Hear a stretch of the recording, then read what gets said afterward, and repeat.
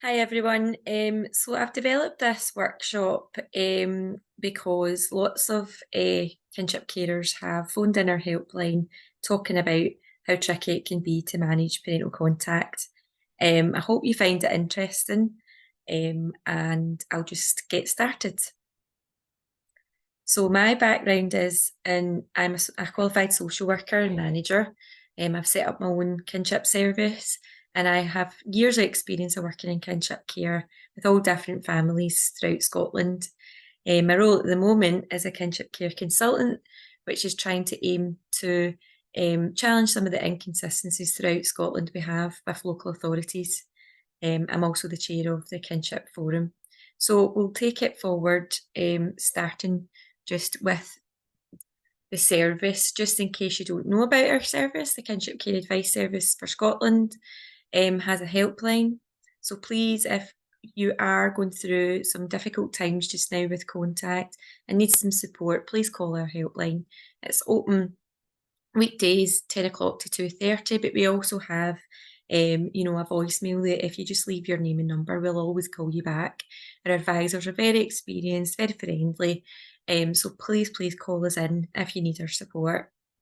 We also have a Facebook page. We also have a website with loads of information, and if you're watching this, you've probably got this from the website. We also have a Twitter page and we also have an email. So please get in touch. There's no such thing as a stupid question. Please call us up if you need support, okay? So what will you learn today from today's workshop? This is my aim, that you would walk away from watching this. I know your time's precious and I know that you'll probably have lots of commitments. So I really want you to get, these are the things I want you to get from this workshop. So I really want you to start thinking about the purpose of the contact, but also the opportunities of it, the risks, the concerns, but also the benefits to birth parent contact. And this workshop, we're just concentrating on birth parent contact, but I know there's all different types of contact out there, in particular sibling contact, and we're hoping to maybe do another workshop on that at another time. But at the moment, we're focusing on birth parent contact because that seems to be one of the most crucial ones that carers tend to have a bit of a challenge with.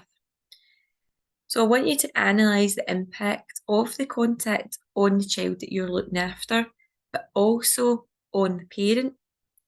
What's the impact of this on the parent? Because often the parent's connected to you in some way. So I think it's really important that you have a think about that. And we'll go on to talk about that a bit later. But really crucially, I want you to think about the impact on you, how it's taking a toll on you, how it's impacting on your life, how it's impacting on your family life. So as you can have a think about that, because often you carers put yourself at the back burner and think about the child all the time. But I want you to have a wee think about yourself as well.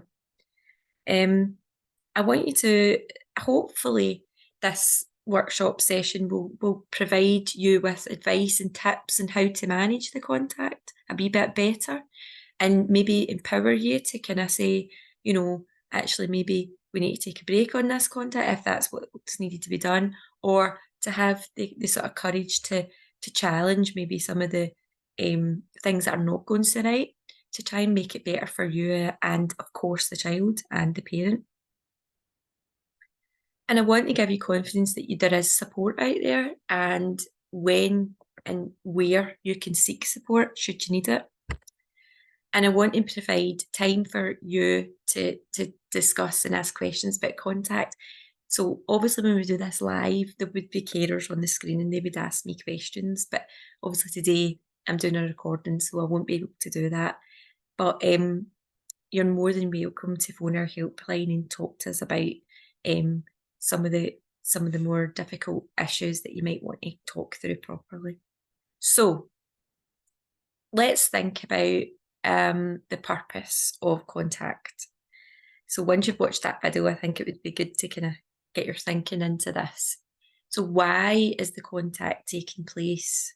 That sounds like a really obvious question, but actually sometimes, having worked with a team of social workers, sometimes this gets lost in translation and daily life takes over. and politics take over, and venues take over, and Christmas takes over, and lots of things take over. And we kind of lose the purpose of it in the beginning. So usually the purpose of contact is one of these three issues. So it could be as part of a parental assessment. So the social work department might say, actually, we think this child potentially could go home to this parent, not going to stay in kinship forever, so or long term. So what we need to do is we need to assess this parent. So we need to see and test it out to see whether or not this parent can have the capacity to have this child back. So they'll do an assessment, and that might involve lots and lots of contact, quite intense.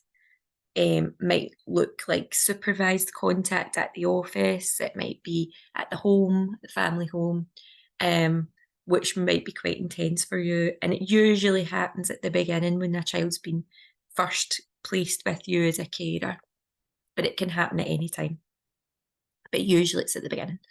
So that might be you at the moment. Or it might be that, there's been a decision made that the child can go home.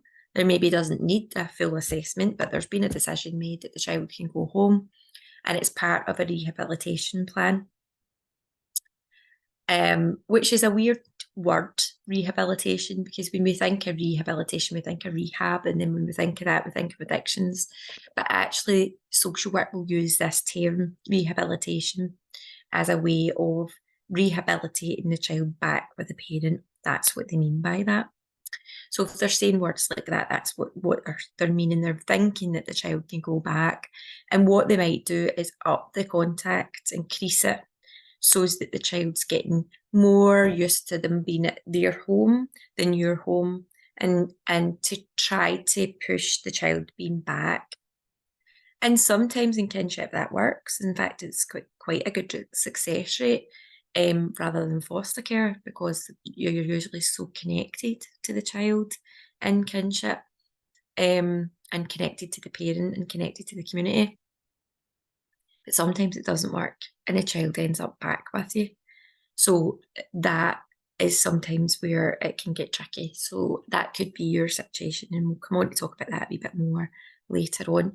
But the third one is one of the most common ones. So maybe it's been decided that the child won't go back.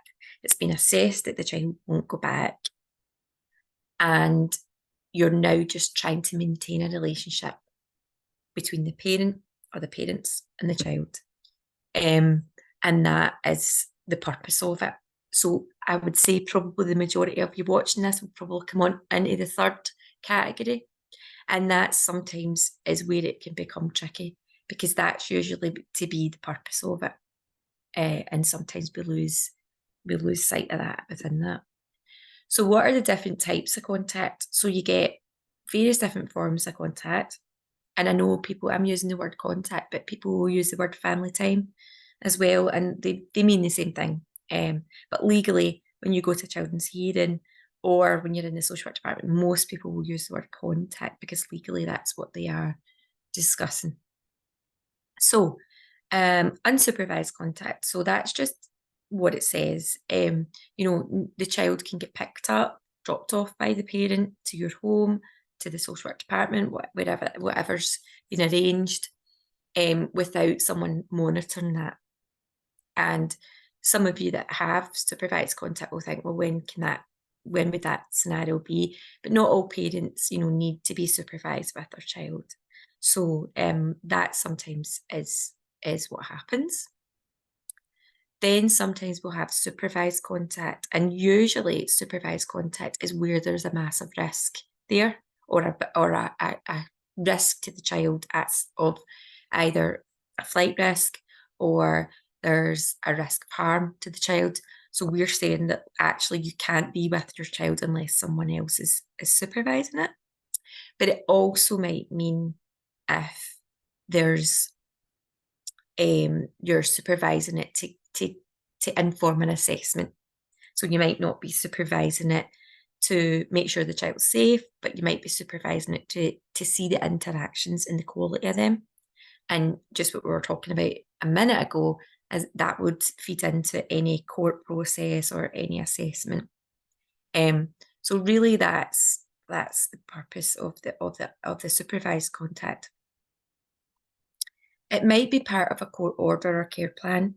So it might not be that it's a high risk, but it might be that actually, just what I had said, we want to get more information about the interactions during this contact to see whether or not. So, for example, you could go to a hearing and a parent says, "I want to see my child more," but we maybe don't think that she's a risk or he's a risk to the child, but we might think we don't know if that would work.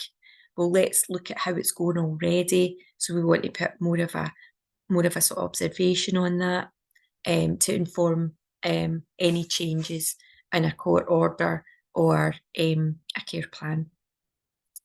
Informal and spontaneous, and this can happen usually in kinship as opposed to fostering. And this is maybe where you live quite close to a carer, and a parent. Parent and carer live quite close, so you might see them when you're out shopping. You might see them when you're walking about at a bus stop, public transport, at school.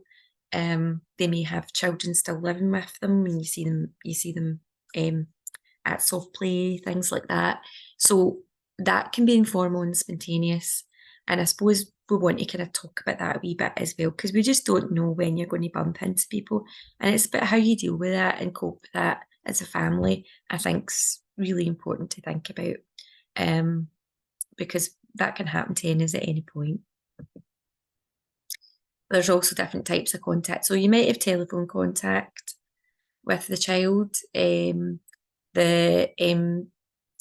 parent might contact the child via social media if they're a bit older, maybe WhatsApp, Snapchat, TikTok. For those of you with sort of school-age children, you'll know Instagram, Facebook. So there is ways of the parent contacting the child, and it's really crucial that you know that, particularly if it's not in the best interest of the child to have contact with the parent, that you know that they might still be contacting the child out with that. So it's good to kind of check in with the child that is that happening or not. But that might be something that you've agreed can happen. So it's maybe just a bit more on that. Letterbox contact.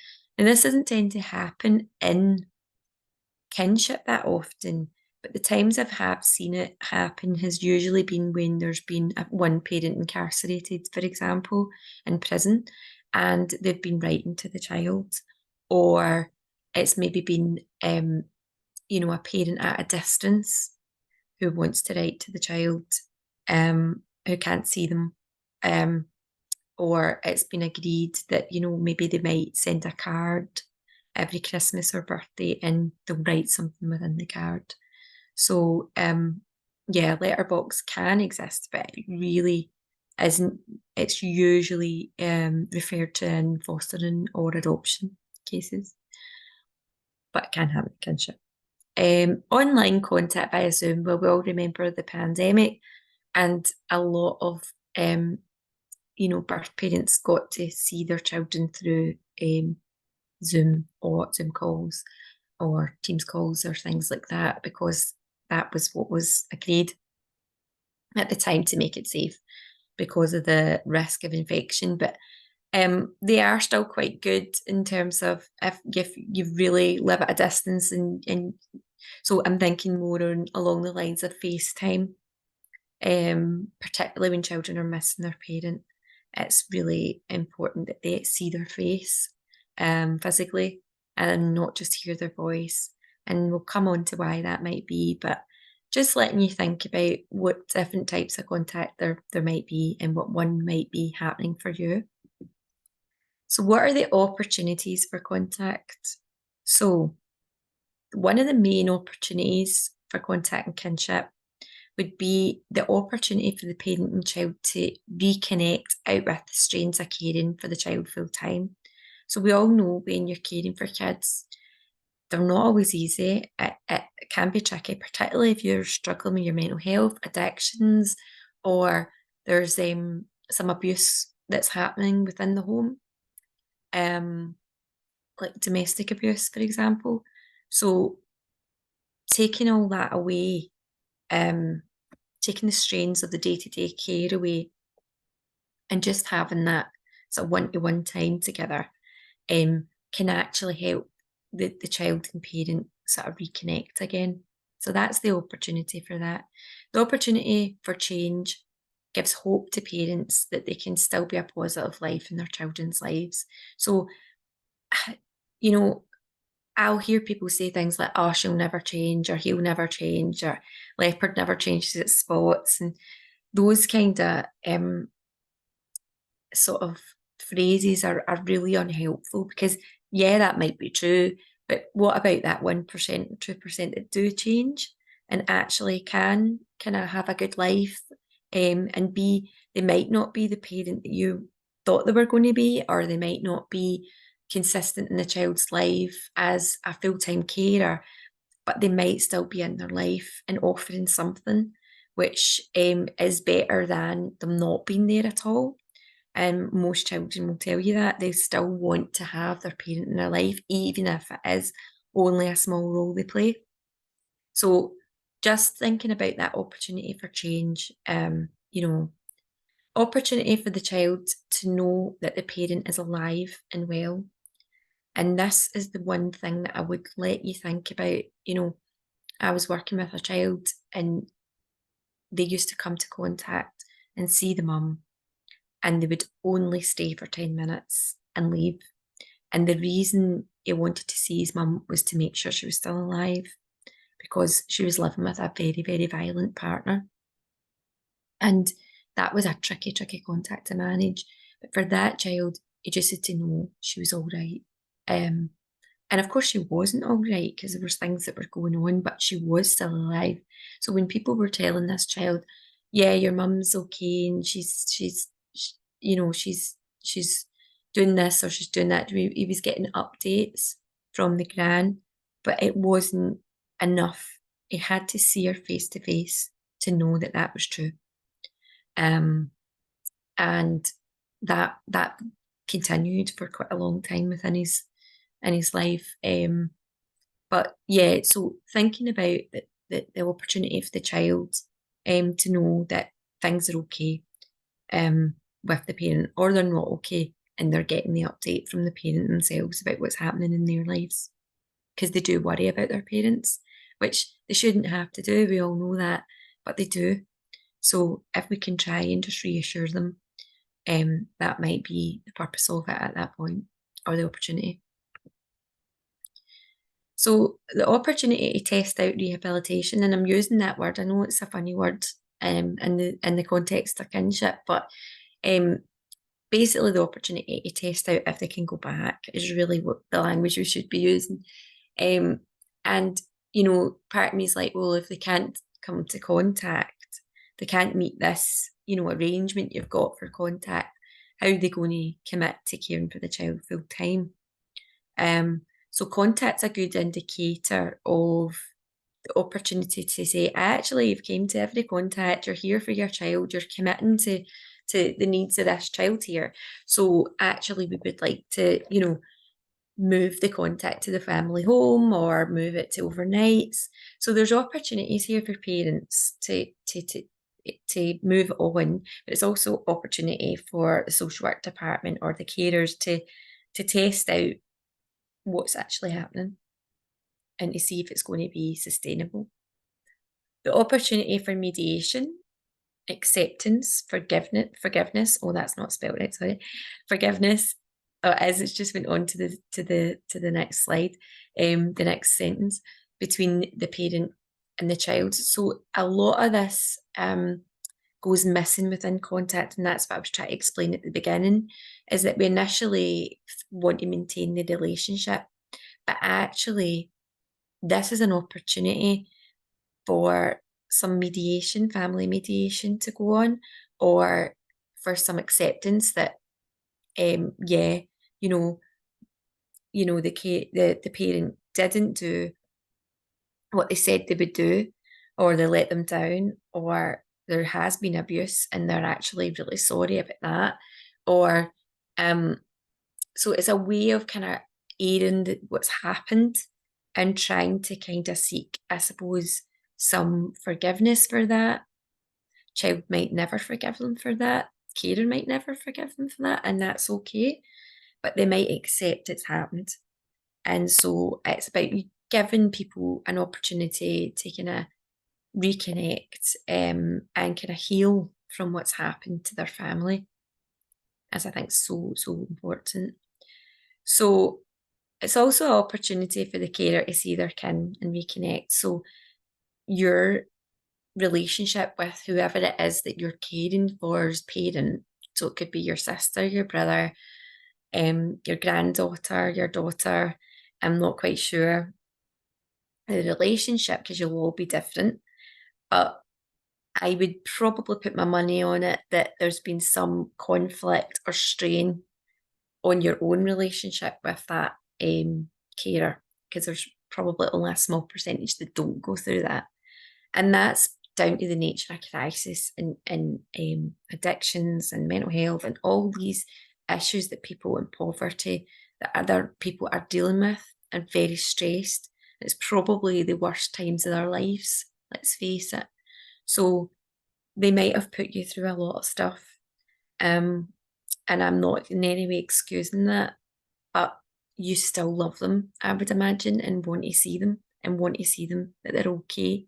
So I definitely think that, there is that opportunity to reconnect and see that they're okay. A bit like the child when we were talking there, you still want to see that they're doing well. Even if they're not, you want to see that they're still around and they're checking in with you rather than absolutely no contact at all. So let's look at the risks, I suppose, of contact. And I've put in the slide here a red flag, because these are the bits that I think as carers, you maybe don't, I want to kind of separate out risks from concerns so that you can kind of, I'm going to just move this along. You can kind of see whether or not there's actual risks involved here and how you can manage them. But also you can see whether or not there's concerns and trying to separate the two out. And as a social worker, that's me sharing my experience of how we assess what's a concern and what's a risk. And sometimes as carers, I know that you're left with to do these contacts, and you're not a trained social worker and you're having to make those decisions on your own. And I suppose what I'm trying to do is share that knowledge with you so that you can identify, oh, actually, this is risky. Or you can think, actually, this is concerning. It might go into risky. And if it does, I can ask for help. So if you are a carer and you're experiencing this at the moment, I would urge you to seek support right away. Okay, so these are the things that are the red flags. So risk of contact of significant harm. So if the parent is violent, abusive or neglectful of the child or carer during the contact, so that includes you as well. It's not just about the child, it's about you too. So if the parent is abusive to you, and I'm not just saying things like telling you to be quiet or something like that. I'm talking about actually, very violent, aggressive, abusive, or neglectful of the child in any way during the contact. I think that would be seriously damaging to the child for that to keep continuing, even if it's towards yourself, because they are witnessing that. And they're witnessing someone they love hurt someone else they love, which is never ever going to end well for anybody's self-esteem. So for me, that's the first red flag. The second one would be if the parent allows others to care for the child that are a risk to the child. So for example, they may get a new partner or a new friend or a neighbour or somebody to look after the child during the contact, that the social work department then find out that that's an unsuitable person, and they might not be able to tell you that person, what that person's done or what if they have convictions. But if they if the social work department come to you and tell you they're concerned about an individual, then I would very much listen to that, and that would be a red flag. You might not know at all, and the social work department might not know who this person is and what they are. And so for me, it would be that the child doesn't have contact with anybody that we don't really know and have had time to assess and look at that. So there's a way of managing that. Not everybody's a risk to a child, of course not, but it's really important when we're introducing new people, particularly when there's drugs or violence involved in the life of the parent. It can be really, really crucial that we are looking at who's around the child when they're going for contact. So, and that's how these situations end up supervised, because we can't always control who comes into someone's house, for example. So if the parent is intoxicated, and by that I mean drunk or on medication, highly medicated or incapacitated in any way during the contact, so absolutely vacant or something like that, or just not able to function. There's lots of people out there that take methadone or take prescribed medication for their mental health. There's lots of people that even drink on a daily basis, but actually do not go into a state of intoxication or, are totally incapacitated. So they're not fit to care, is really what we're saying. So if that happens and during the contact should not go ahead. And that's why the social work department will do things like screening parents before contact to make sure that they are, I suppose, in a fit state to do that. It also is about mental health as well.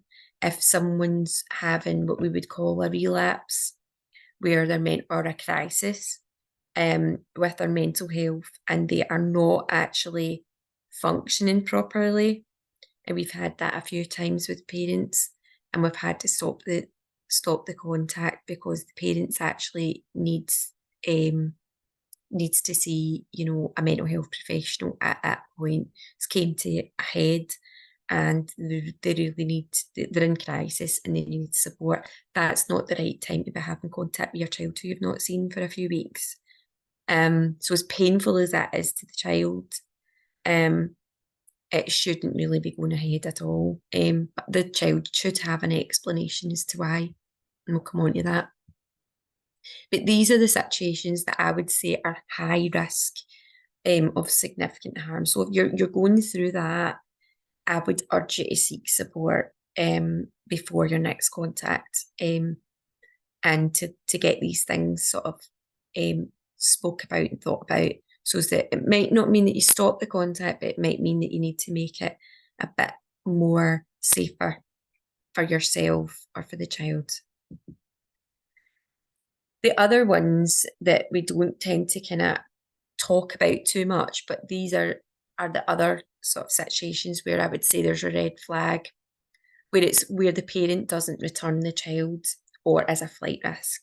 So if the parent, this doesn't happen often, but now and again you will get a parent that will say, I'm not going to, they're staying with me, I'm not going to return them, you're not going back. And some parents will say that and they really, really don't mean it. They just want their child in their arms. Other ones will be quite vindictive about it and be like, absolutely not, you're not getting I'm not returning this child. How will you know if they're serious or not? And that's the bit that the social work department won't know, if a parent's serious or not serious about that. So if a parent is threatening that, they'll always take it that they're serious, because we can risk the fact that the child might not return and be safe, particularly if they're on an order and they've been removed. So that, I would say, is a very serious issue. Also, the parent abandons the child during contact. So for me, I think it's really, really important that we consider, has the child been abandoned before by the parent? Where are they taking them to? all of that stuff needs to be really considered before we allow, the next steps that we were talking about earlier about the parent coming and picking the child up and taking them off on their own. So if the parent abandons the child during the contact, that's put the child at risk of significant harm, I would say. Um, it would depend on the age of the child, of course, because we do have some children that are 16 and can get on a bus themselves, and they're very independent. But I'm talking about our young children here, being left in a shopping centre themselves, or being left in the middle of the town themselves while the parent goes to meet someone or something like that. And that's really, really risky for the child. They don't know how to get back home. They can become very, very scared and fretful. So allowing contact where there's no contact order in place. So if there's been an order made by the children's hearing or by the court that says that this parent shouldn't have contact with this child, and you allow that as a carer, and sometimes it's not always as black and white. You think, oh, I would never allow that. But sometimes there might be situations like Christmas or birthdays or a health appointment or a parents' night, and they might want to come along. And you think, right, well, actually, I'm there, so I'm supervising that. That's safe. But actually, if there's no contact at all, which is really, really unusual. But when we get that situation where there's no contact at all, you really, really need to stick to it, because it's been made by a court for a reason, and they've been satisfied that that test has been met. This child's at risk of significant harm from that parent. So please keep yourself right in that. And if you're unsure about it, seek support from your social work department. But I'm sure they will tell you if there is an order in place of no contact. So the benefits of parental contact, I'm just going to move this out the way. There is evidence that children who have regular and positive contact are more likely to be returned with their birth parents. So that's why we do it. That's the research that's telling us that these are the benefits of it. Positive family relationships into adulthood. So as I said earlier, the parents might not actually be, for whatever reason, it could be their age, maturity, addiction issues, it could be their support system, poverty, any of these big, big issues at that time. That might change as they get older, and they might be able to have a positive relationship right into the child's adulthood. So I think that's really important that we try and maintain those relationships if they are a benefit of the child. Manage separation and loss. So again, the child will be grieving for their parent no matter what the situation is. They've still lost their parent. So they will be having to manage these feelings. They might be really angry at their parents for what happened, or the fact they're in kinship care, or they were in foster care for a period of time, or whatever happened to them. They might be quite angry, but I would put my money on it, they're still quite sad about the loss of that family unit. And the care review have told us that, speaking to young people, telling us the loss of that family unit is the biggest thing that they'll go through in their life. Improved sense of identity and sense of self. So we all need to know who we are, who we look like, what kind of personality traits we've got. Are we like our mum, like our dad? Children like to know that and like to see themselves in their parents, or in some cases see themselves that they're not going to be like their parents. So I think it's really, really important that we think about the sense of self and a sense of identity when we are thinking about the benefits of parental contact. So that's the benefits. So of course you would want your children to have those benefits. It can also make children make sense of the past. So they might ask questions, they might forget. Children forget all the time, obviously, because their wee memories will only be for so many years. They might not be able to know back to when they were a baby, and the parent might have lost the child at the baby stage. They might have went into care at that point. So it might be quite difficult for the parent to relate to the child now if there's been a gap when the contact's happened. But the benefit is that the child can make sense of their past because they can ask questions. What was I like as a baby? What was my first word? Where did you take me when, where was I born? All of those questions are really important, and it helps them make sense of who they are. It keeps children and parents informed about what's happening at home or in their parents' lives. So some parents will go on to have other children and be a successful parent to them. And that might be just down to, as I said, the changes in their life. So it's important that children are kept informed about what's happening in that household. Do they still live in the same address? Did they get a new home? If they get a new baby, how's the baby doing? If they see the baby, if they don't see the baby. So it's important that they're informed about their parents' lives still. And it can help safeguard children. So even although parents may have neglected children or abused children in the past, they still may also be a safeguard to the child, which is a bit ironic, but they do love their children. There's nobody that wakes up or there's a very small select few people that I've ever met in my career that have actually went out their way to harm children. Usually we see a lot of reactions to stress or whatever's going on. Or also it's maybe something that's happened within the parent's life that's all fell apart. But they are a safeguard for the child, and sometimes children will tell their parents what's happening maybe at school, for example. So an example of this would be the child telling the mum in a contact that they've been bullied at school, and the parent saying, right, this needs sorted out. Have you told your gran and papa this? And the child saying, actually, no, I didn't tell them. I didn't want to worry them. And so they're telling the mum. So the mum's the safeguard in this scenario, because they're then going to go back to either the school or the carer and say, look, or the social worker and say, look, they've told me this in contact. I'm really worried about them. And we need to get some support in place because this bullying can't go on.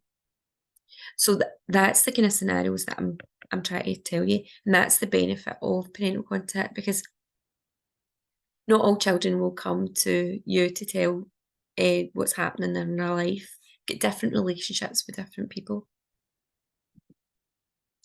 Concerns about contact. So this is not risks, this is concerns. So this is where you're just a bit concerned about this, but it could change to be a benefit in the end, or it could go to be a risk. So you're in the middle of that point and you need to kind of monitor this. So parents continually being late for contact. And that goes both ways as well. For carers being late for the parental contact as well, because it doesn't always work the one way. But usually, if parents don't turn up for contact, that can have, a real negative effect on the child's sense of security. Are they going to turn up? Am I going to feel, are we going to have this contact today? Why can they not prioritise me? So that can have real consequences. But some children can cope with that okay, and others can't. So it just depends on the child again. But I would be concerned about that. It's not a risk. So the child's not at risk of harm, but they are at risk of a bit of some emotional harm because they are continually being late. So it's like a one-off or once in a blue moon they're late. I mean, that can be forgiven, of course. We're all get all these pressures on ourselves as adults. But if they're consistently being late for them every single time that they're supposed to meet them, that wears away children's self-esteem and needs to be addressed with the parent. Not turning up for contact and no explanation.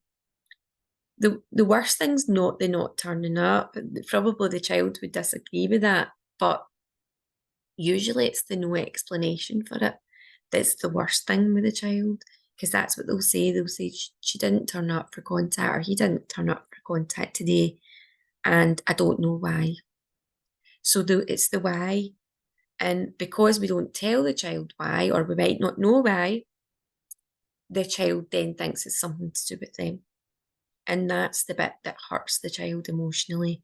So we need to kind of hold the parent to account here, as to say, look, what was the reason you couldn't come to your contact? And then we need to let the child know this. So one of the times it was a parent who didn't turn up for contact because they didn't have their medication in time. The pharmacy was closed or something like that, and they weren't able to get their medication, or there was something wrong with the prescription. Can't quite recall.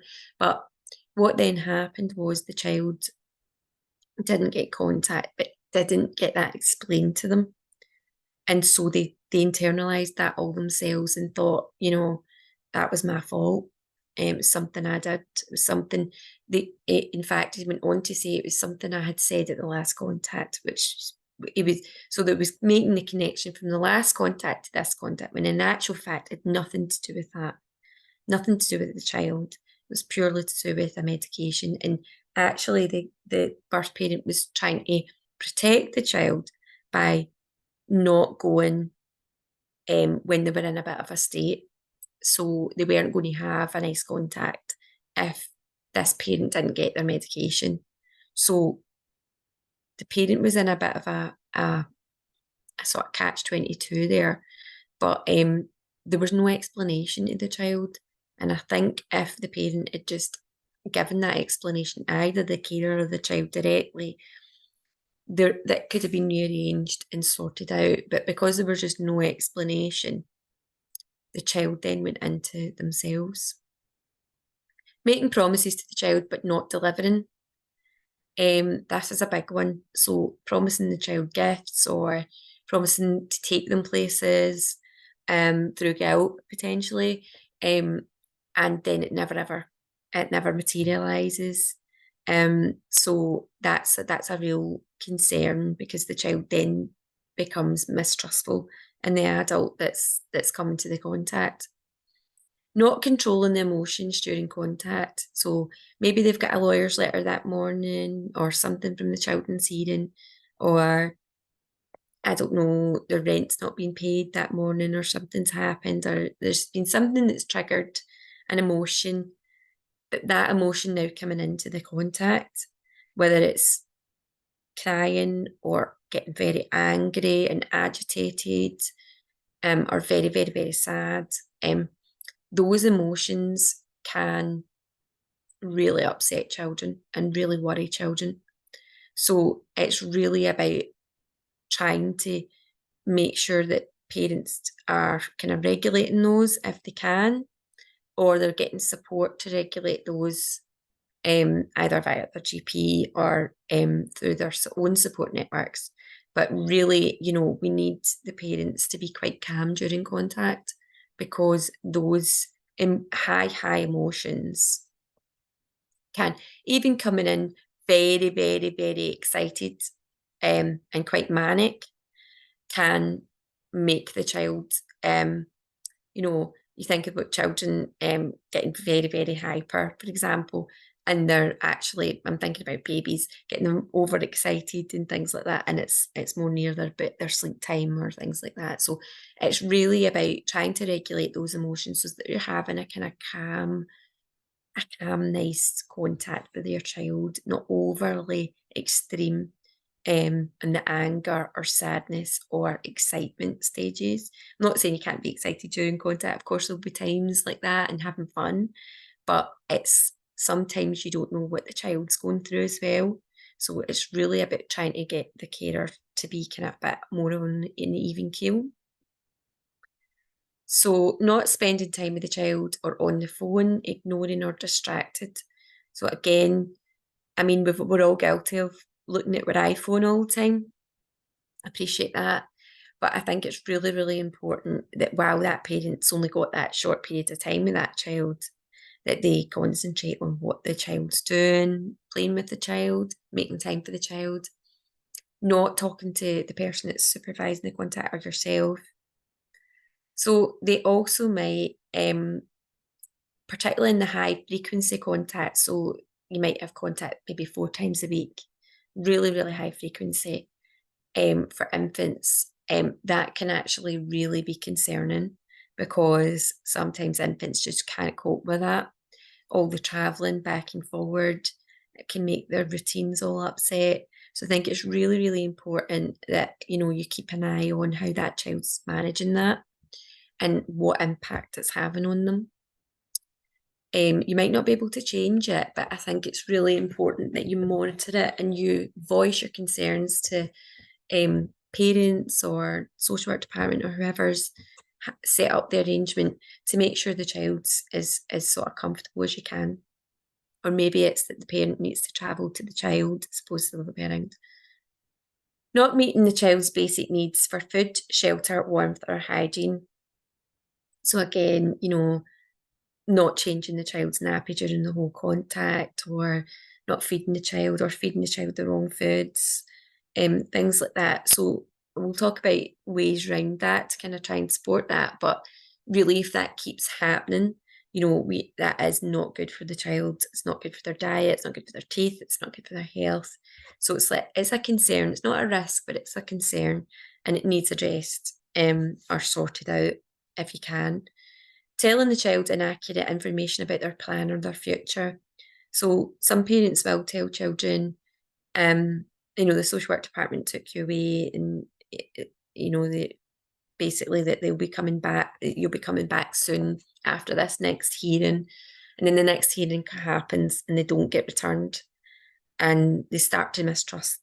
They don't know who to trust. They don't know to trust the social worker. They don't know how to trust the parent. They don't know how to trust the carer, because the one's telling one thing and the other's telling another. And these are adults that they trust in their life. Who do you trust when you're a baby? It's right up to you're an adult, would be your parents, would be the first people that you would trust. So if they're telling you that you're going to be going back to live with them, you're not going to think that that's not true.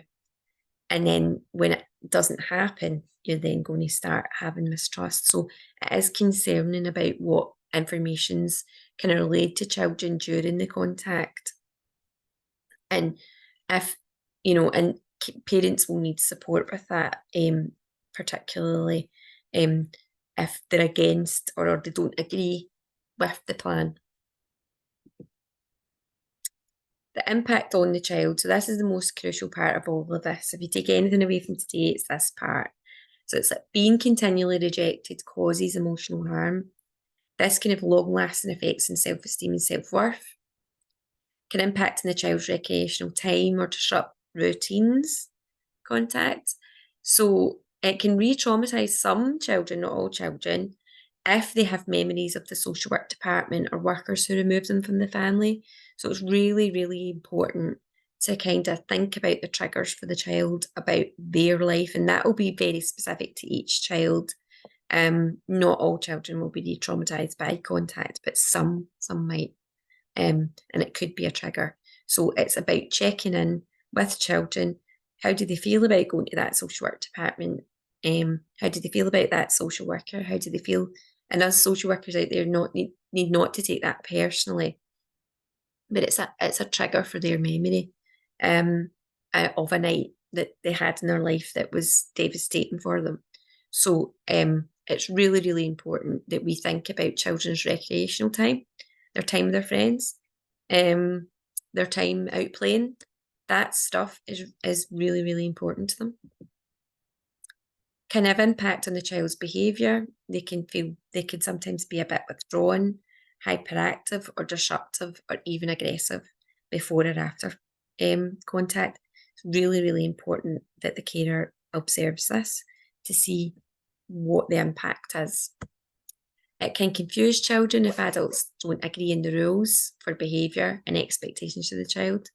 So one carer might have a bedtime at 9 o'clock, and the other one might have a bedtime 10 o'clock, and just how much that might kind of throw off children, or they might not be allowed fizzy juice or sweets or different things like that. So it's actually really important that the rules are quite consistent for children, so they don't play the adults off against each other, but also they know what's best for them. The impact on the kinship carers. So this is about you. So this is about what some carers have told me before. So sometimes it causes conflict between you and the parent.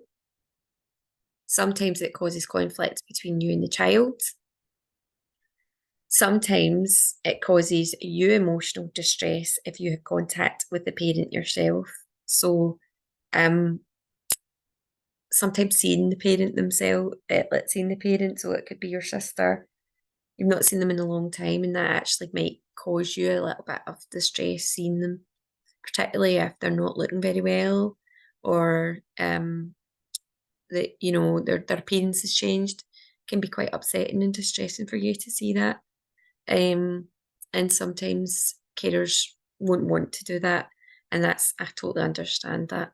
You can feel physically threatened by the parent. You may have been physically threatened by the parent, and you feel your presence takes over from the parent's time with the child. So because you have a good bond with the child, I'm assuming, because you're caring for them full time, they may gravitate towards you, look to you for the rules, which can be quite undermining for a parent when they're in their contact.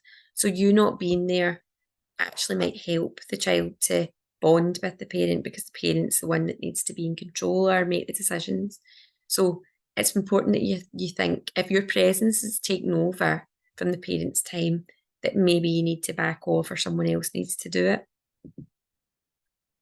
You might have a lack of transport, and it might take up too much time away from your own commitments. And a lot of carers have told us this in kinship, that sometimes this can be a big strain on yourself.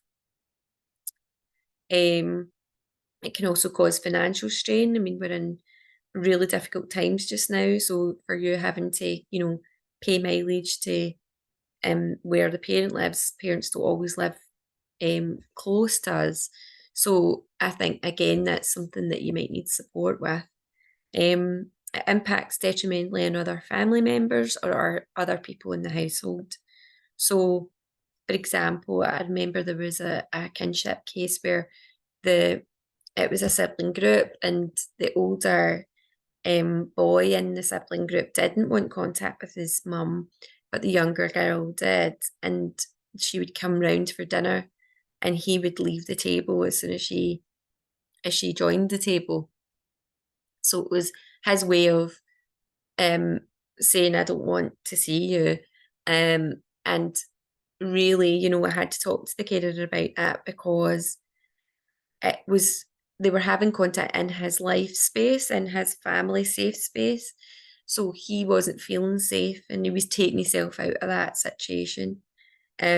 And I was saying, right, well, what might be better is that the younger sibling meets the mum out with this, kinship home, so that they can have that, but still maintain that relationship. But we need to respect that other child's wish not to see his mum, because he's made that decision himself, and he was a teenager, and he knew his own mind.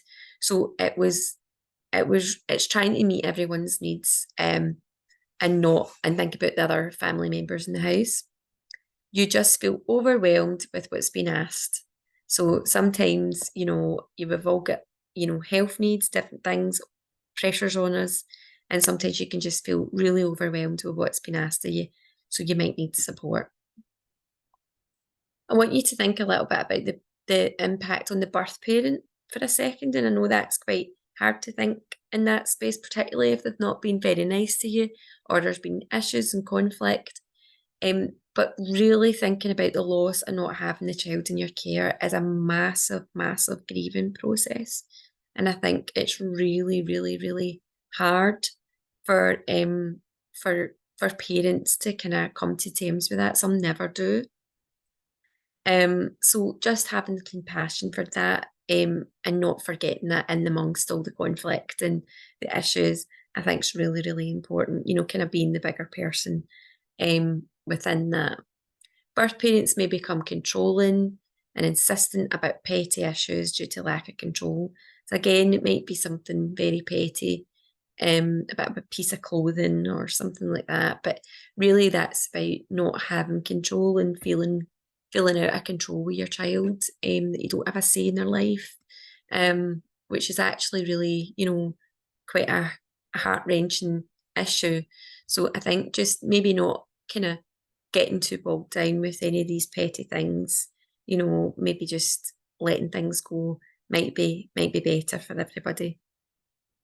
Lifestyle changes may be the reason why they are staying away from contact. So as I said earlier, the birth parent never had their medication and didn't want to, be out of sorts in a contact. So there might be a way, it could be domestic abuse, addiction, lack of medication, poor housing, poverty, lack of finance is another issue. They might be too embarrassed to say that they don't have enough money to take the child out. So they just avoid coming because they want to let them down. So really, have a think about that. It's not always that they don't want to see their child. It can be other issues at play that's going on. Struggle to face questions from the child. Mummy, when can I come home? Why did you leave? So when parents start to get faced with these issues, that can be really tough in how to manage it. And some birth parents will just back off because it's a real raw emotion. It's kind of evoking in them. So I think they need support with that. It might not be yourself that supports with that, but I think it's important for you to know if the child is asking those questions, that the birth parent gets supported with it rather than just doesn't return back or avoids the questions. Key messages from research. So children want choice about who they see, when they see them, and how they see them. So that's really important. So giving the choice back to children, even really young children will tell you quite vocally how they feel. Kinship carers and birth parents, positive relationships help create positive experiences for children. So this is what research, the Nuffield research is telling us, that the kinship carers and birth parents working together and having a nice relationship, even if it feels a little fake or a little bit platonic, it will still be better for the child in the long run, and it helps create positive experiences. Everyone involved needs to know why contact is taking place. So again, back to the purpose. So a birth parent might think the purpose of the contact is to get their child back, and the carer might think the purpose of the contact is to maintain the relationship. So it's really important that everyone knows the purpose of why this contact is continuing to take place. Skilled professional support may be needed and should be sought if the contact becomes risky, concerning, or continually poor quality. So remember what I was saying about risks at the beginning and about concerning and about poor quality. So just not turning up and things like that would be poor quality, or not playing with the child, being distracted. That's poor quality contact. Concerning is that, as I said, being late every single time for contact, that's concerning. How can we change that? Or what they tell the child could be concerning. But that could change with the right professional skilled support. So going through with the parent, so let's talk about your last contact. How did it go? How do you think it went? Well, here's what the carer said, here's what the child said. And here's where we go forward from this. This is the rules of it. So that can actually be good. Where it comes risky, you will need professional support, or you will need legal support. Or you may even need the support of the police if it's very extreme. But it's really, really important you seek that support and you don't think you can manage it all on your own, because it's really not fair, and the child could be put at risk of harm. So contact plans need to be tailored to each child. So it's very individual, each child. As I was telling you about one child wanting to see their mum, the other one not. And so they would have different care plans about, or contact plans within their care plan. So they need to be flexible, taking into account changes in circumstances and relationships. So children will change, their views will change. They might want to see their parent a bit more. They might want to see them a bit less. But until they can get to an adult and make their own decisions, we need to support them to express themselves. So tips for carers: always be aware of the purpose of contact. Again, can't say that enough. Try to remain calm no matter what happens during a contact, as you're the child's secure base. Never underestimate your power within that relationship.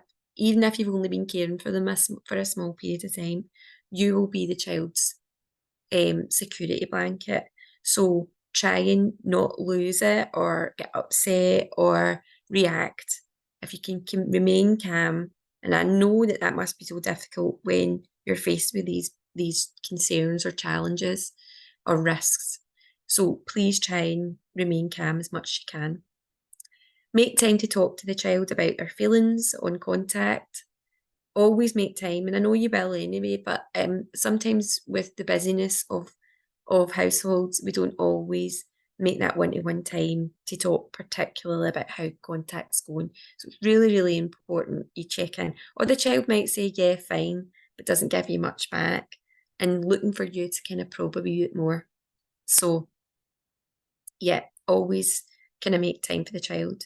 Establish boundaries. So, you know, what time is the child being picked up, where, when, and if you can get that in writing, I would say that's a really good step forward, because there's so many times there's been lost in translation or lost in communication where what time a child was supposed to be, what time a contact was supposed to happen, when, where's. So if you can get it in a text message or an email, or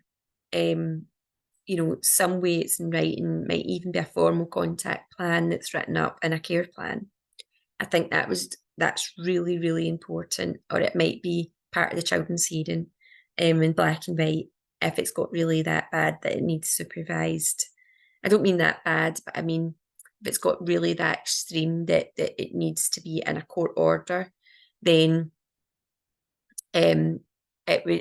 it's really important you have that in writing. Consider the impact of your presence on the contact. So again, if you are the secure base and you're in the contact, then the child's going to gravitate to you naturally. So I think really, make sure that you have boundaries with that. So it might be that you can't supervise the contact, or you leave to give space with the child and parent, or someone else supervises it. For babies, have a diary is really crucial. How the child reacted to and from going before they went to contact and after it. Taking into account any unusual behaviours from the child. If they've came back and they're really kind of behaviours really hyperactive or very withdrawn, I would be wanting you to kind of diary that, so that you're seeing the impact on your child. Signpost parents to other sources of support.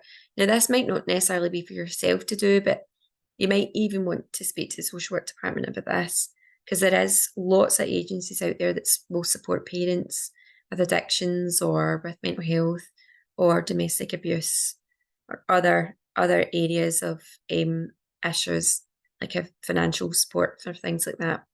So I think really, if parents are struggling, it's really important we try and encourage them to get support and help. Consider the impact of contact on you and your family, emotionally, physically, financially. Have a think about that. Is it sustainable what you've been asked to do by the social work department or by the child or by the parent? Is it something you feel comfortable with, that you feel you can actually realistically keep up? Then I think that's important. So just one of our last slides here is just to let you know about the promise, if you've not heard about this. But really, this quote here, I think kind of really hammers it home that support must recognise the particular challenges that can exist for kinship carers. So unlike fostering, it is really, really important that it's recognised that this is your own family, and that you can become, overwhelmed at times. and that it says here that there must be a recognition of that kinship carers may be caring for deeply traumatised children and that they may experience their own pain at the consequences of family breakdown. And that's a bit different than foster carers because they're your own family and you're coming to terms with that kind of family breakdown. And that can be quite a horrible experience for yourself. So, and you may need support yourself to deal with that. So, you really need ongoing supervision, a space for reflection, support without feeling overwhelmed. So please ask for support if you need it. So when you go to ask for support, if that's you, if you've been listening to me today and go, actually, I really do need help with this contact. When it all gets too much for you, you're feeling overwhelmed, circumstances change, ask for support. You can ask the social work department to consider the purpose of the contact arrangements for each child, influence the frequency, quality, and safety of the contact, establish the wishes and feelings of the child, parents, and significant others. So it may be that you just want someone independent to get the views of the child out with you for a hearing or a court order. It may be that the contact needs to be reintroduced and you don't know how to do that. It could be that you want it reduced because it's having a negative impact on the child. Whatever it is, you can ask for support. You can ask the social work department to facilitate the contact on your behalf if it's getting too much with birth parents or other relatives. Provide appropriate support for the child, the birth family, and the carers. Regularly discuss the effects of contact with the kinship carer. Review contact arrangements on a regular basis. This might be through your review or it could be through the child's care plan.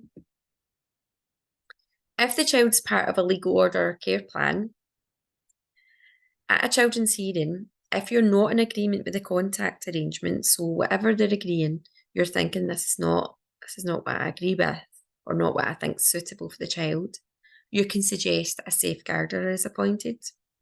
So this would be someone that would come and, have another look at whether or not this is a suitable arrangement because it's not an agreed arrangement.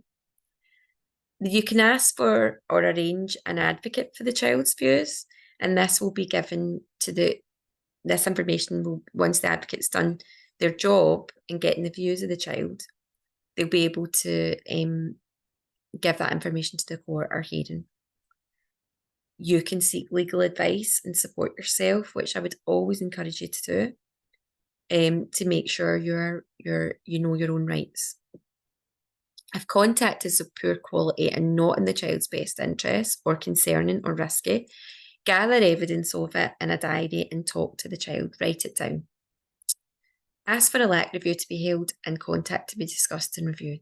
I think it's really, really important. That's if a legal order care plan's in place. If the child's not part of a legal order or if